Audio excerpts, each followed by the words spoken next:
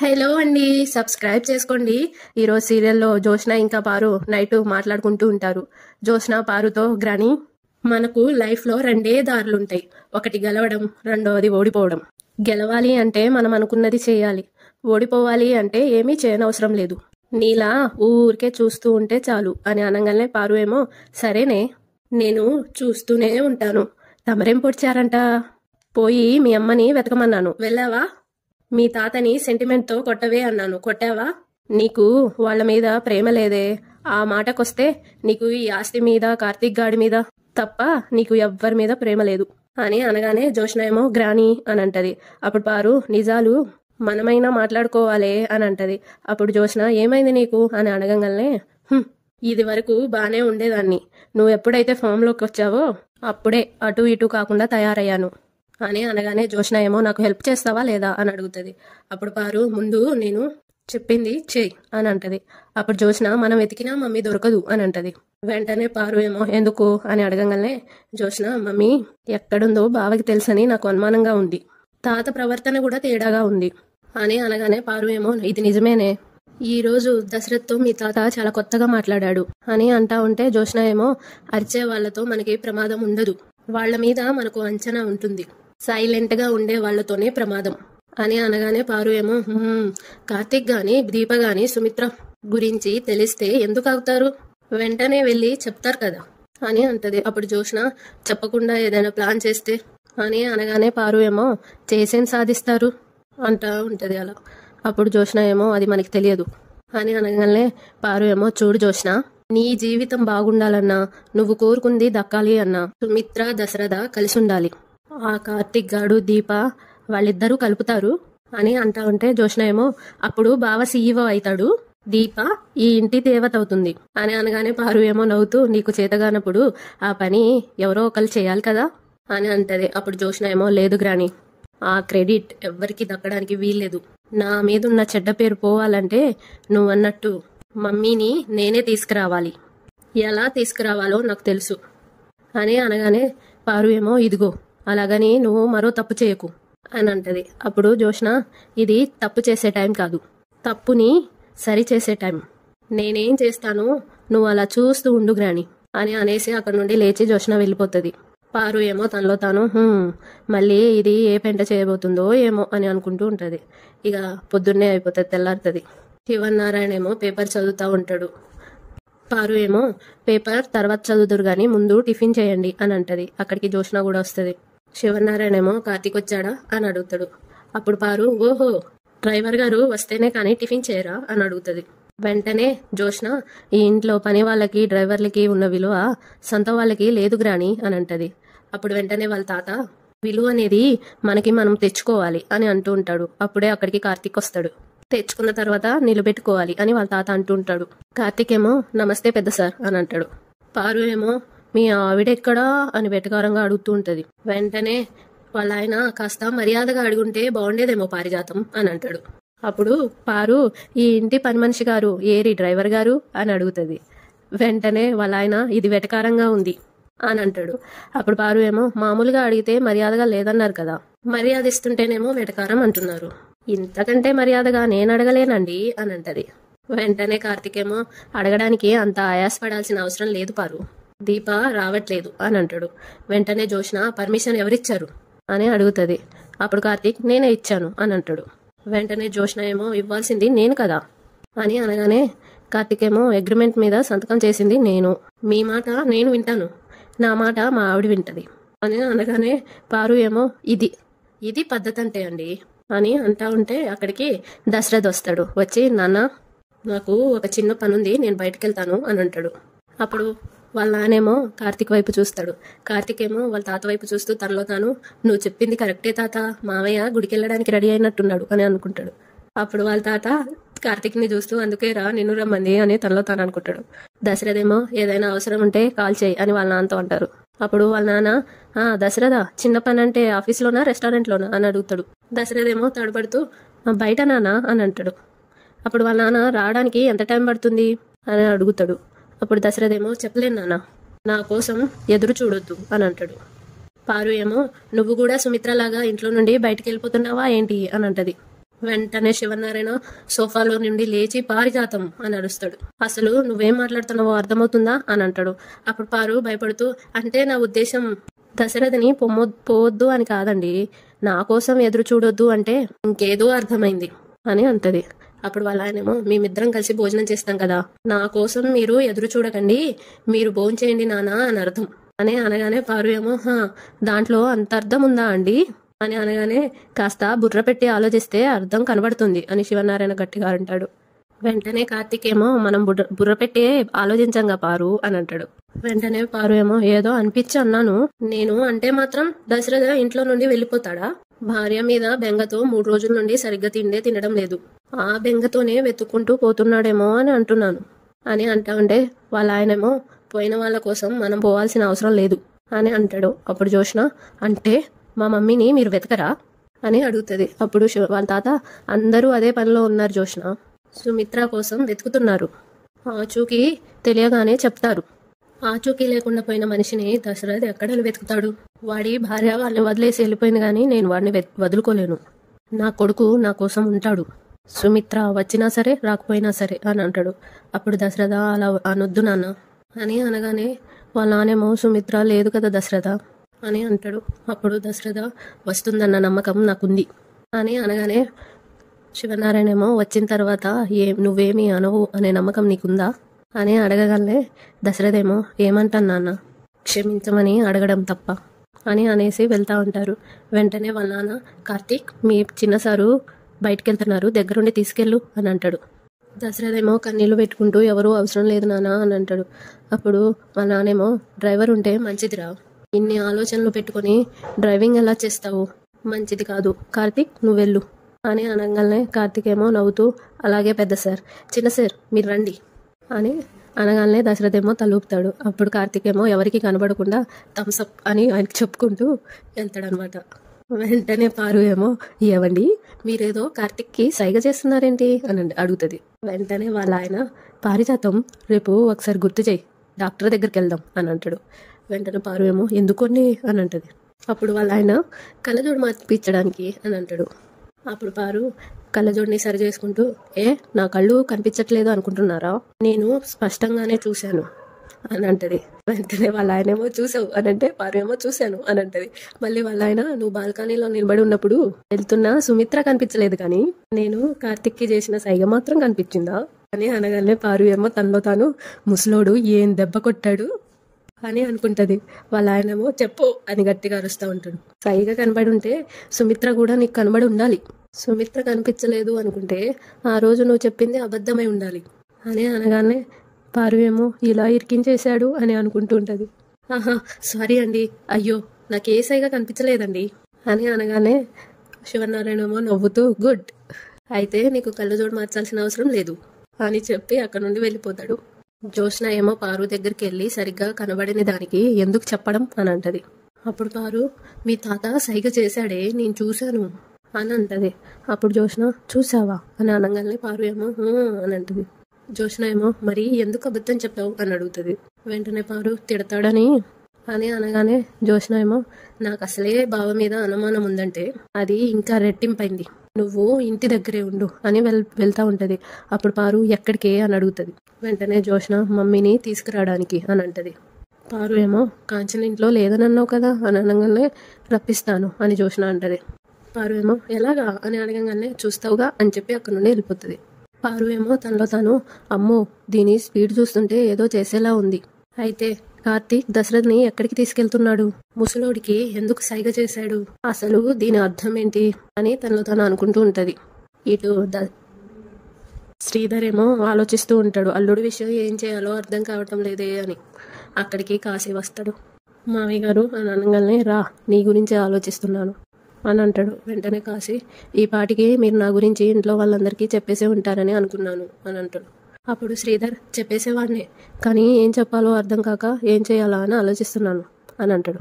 కాశీ ఏమో, నేను సిన్సియర్గానే జాబ్ కోసం ట్రై చేశాను మామయ్య గారు అని అనగానే శ్రీధర్ ఏమో, జాబ్ కూడా వచ్చింది కదా, హ్యాపీగా రోడ్డు పక్కన ఓ పనికి మాలిన ఫ్రెండ్ వేసుకొని ఏదో తింటూ ప్రాజెక్ట్ వర్క్ చేసుకుంటున్నావు కదా, చూడ్డానికి చక్కగా ఉంది, లంచ్ కూడా అక్కడే తింటున్నట్టున్నావుగా, 9 to 5 అంటే రోజు రోడ్డు పక్కనే కూర్చొని మేనేజ్ చేస్తున్నావు, మరి మంత్ ఎండ్కి శాలరీ ఎలా మేనేజ్ చేస్తున్నావు?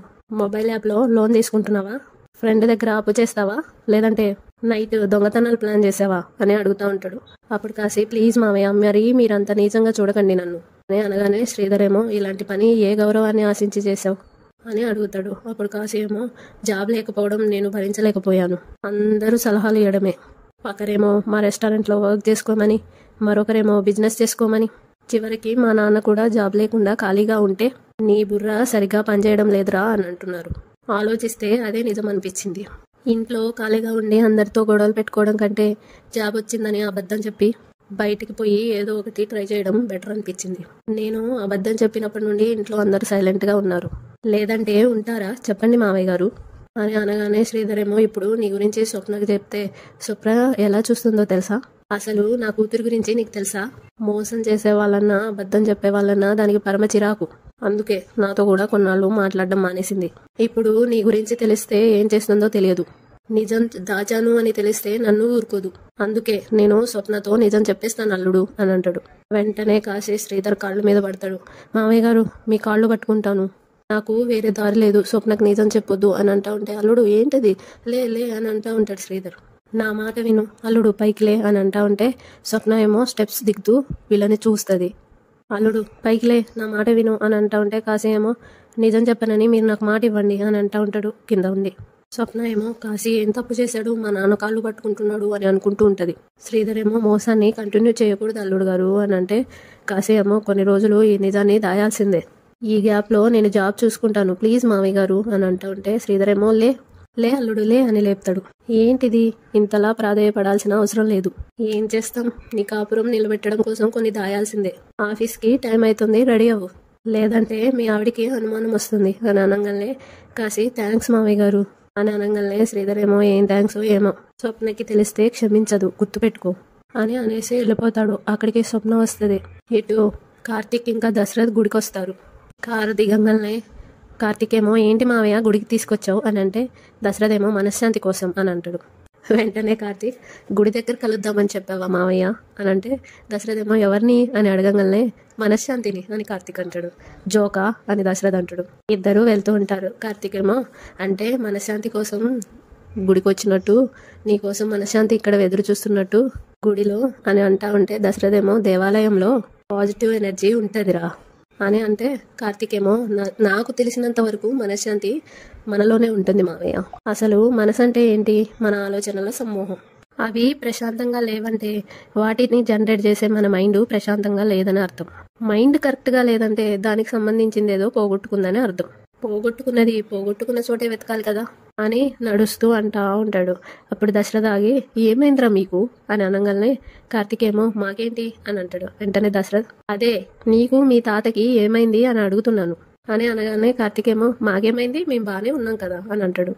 వెంటనే దశరథ, నిన్నటి నుండి మీ ప్రవర్తనలో ఏదో తేడా కనిపిస్తుంది, ప్రవర్తనలలో మాత్రమే కాదు మాటల్లో కూడా ఏదో తేడా ఉంది అని అనగానే కార్తీక్ ఏమో, మేము నిన్న ఇంటికి వచ్చేటప్పుడు దారిలో ఒక కలర్ సోడా తాగాం, మేబీ అదేమన్నా తేడా చేసిందేమో అని అనగానే దశరథ్ ఏమో, ఈ వెటకారాలే ఇద్దరికి ఎక్కువయ్యాయి అని అంటా ఉంటే కార్తీక్ ఏమో, ఈ కలర్ సోడాల్ని గోదావరి నీళ్ళతో చేసుంటారులే అని అనగానే దశరథ్ ఏమో, మనుషుల్ని నీళ్లు కాదురా మాటలు మారుస్తాయి, మీరు నన్ను చూసి జాలి పడేవాళ్ళు, ఓదార్చేవాళ్ళు, కానీ సడన్ గా మీకేమైంది, వెటకారంగా మాట్లాడుతున్నారు, దింపుతున్నారు, సెటర్లు వేస్తున్నారు, అసలు మా నాన్న నువ్వు నా కంటికి చాలా కొత్తగా కనిపిస్తున్నారు అని అనగానే కార్తీక్ ఏమో, నిన్న షాపింగ్కి వెళ్ళి 2 జతలు బట్టలు కొన్నాను మావయ్య, అందుకే కొత్తగా కనబడుతున్నట్టున్నాను అని అంటాడు.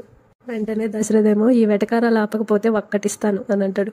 అప్పుడు మేనల్లుడు దారిలో పడతాడు అని అనగానే కార్తీక్ ఏమో, మనశ్శాంతి కోసం అనుకున్నాను మావయ్య, నన్ను కొట్టడానికి గుడికి తీసుకొచ్చావా అని అడుగుతాడు.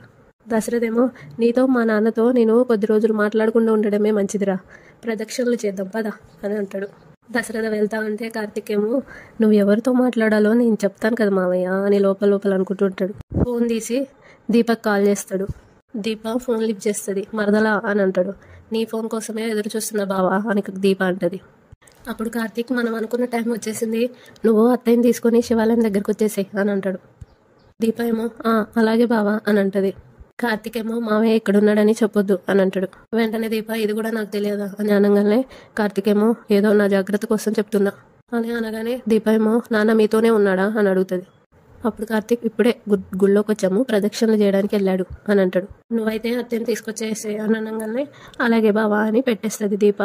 కార్తీక్ ఏమో మొబైల్ ఫోన్స్ నాట్ ఎలోడా అని ఒక బోర్డు చూస్తాడు. ఓకే కార్లో పెట్టేద్దాం అని కార్లో పెట్టేస్తాడు. ఇటు దీప ఏమో వాళ్ళ అత్తయ్య దగ్గరికి వెళ్ళి అత్తయ్య బావ ఫోన్ చేశాడు, నేను సుమిత్రమ్మని తీసుకొని గుడికి వెళ్తాను అని అంటది. వెంటనే కాంచనేమో వదినా అని అంటుందేమో దీప అని అనగానే ఈ రోజు వాళ్ళ పెళ్లి రోజు, ప్రతి సంవత్సరం భార్యాభర్తలు ఇద్దరు కలిసి శివాలయంకి వెళ్ళి పూజ చేయించుకోవడం వాళ్ళకి అలవాటు కదా అని అనగానే కాంచనేమో అందుకే వదిన రాదు అని అంటున్నాను అని అంటది. అప్పుడు దీప ముందు నేను పిలుస్తాను, రాను అంటే మీరే చెప్పాలి అని అంటది. అప్పుడు కాంచన వదిన ఇప్పుడు నా మాట వినదు దీప, పైగా అన్నయ్య అక్కడ ఉంటాడని తనకు తెలుసు కదా, ఎలా వస్తుంది చెప్పు, మనం మరింత ఇబ్బంది పెడితే ఇక్కడ నుండి కూడా వెళ్ళిపోతా అని అంటుంది అని అంటా ఉంటే దీప ఏమో అయితే ఒక పని చేస్తాను అత్తయ్య, నిజం చెప్పకుండా తీసుకెళ్తాను అని అనగానే కాంచనేమో సరే దీప ఏదో ఒకటి చెయ్యి, కార్తీక్ ఎక్కడున్నాడు అని అడుగుతుంది. అప్పుడు దీప గుడి దగ్గరే ఉన్నాడు, దశరథ్ గారు కూడా వచ్చారంట అని అనగానే కాంచనేమో వీళ్ళని ఆ భగవంతుడే కలపాలి, సరే సరే నువ్వు వెళ్ళు అని అనగానే దీప ఏమో అలాగే అత్తయ్య అని చెప్పి వెళ్తుంది. దీప వెళ్ళి రూమ్లో చూస్తుంది, ఉండదు. వాష్రూమ్లో ఏమైనా ఉందా అని చూస్తుంది, అక్కడ కూడా ఉండదు. ఇల్లంతా ఇంటి చుట్టుపక్కల మొత్తం వెతుకుతుంది. డాబా మీద కూడా వెళ్ళి చూస్తుంది, అక్కడ కూడా ఉండదు. అమ్మ ఎక్కడా లేదు, ఇంట్లో నుండి వెళ్ళిపోయిందా అని అనుకుంటూ వెతుకుతూ ఉంటుంది. దీప వెళ్ళి అత్తయ్య అని అంటది. అప్పుడు కాంచన ఏమైంది దీప అని అంటే సుమిత్రమ్మ అని అనుభూతూ ఆపేస్తుంది జోష్నాని చూసి. అప్పుడు జోష్న లోపలికి వచ్చి ఏంటి దీప ఎవరో నీ మెడ మీద కత్తేసి ఆపినట్టు ఆపేశావే, పూర్తి చేయి అని అంటది. అప్పుడు కాంచన ఏం పూర్తి చేయాలి అని అనగానే జోష్న ఏమో నీ కోడల తరపున డిఫెన్స్ చేయడానికి నువ్వు ఎప్పుడు సిద్ధంగానే ఉంటావు కదా, కానీ ఇది నేను దీప తెలుసుకోవాల్సిన విషయం అత్త అని అనగానే దీప ఏమో ఏం తెలుసుకోవాలి అని అడుగుతుంది. వెంటనే జోష్న నువ్వు సగంలో ఆపేసిన మాట పూర్తి చేయి అని అంటది. దీప ఏమో నేనేమన్నాను అని అడుగుతుంది. వెంటనే జోష్న సుమిత్రమ్మ అని అన్నావు కదా అని అనగానే కాంచన ఇంకా దీప ఒకరి ముఖాలు ఒకరు చూసుకుంటుంటారు. జోష్న ఏమో సుమిత్రమ్మ అంటే మా మమ్మీ, ఆ మాట నీ నోటి వెంట ఎందుకు వచ్చింది అని అనగానే దీప ఏమో మామూలుగానే అన్నాను అని అంటది.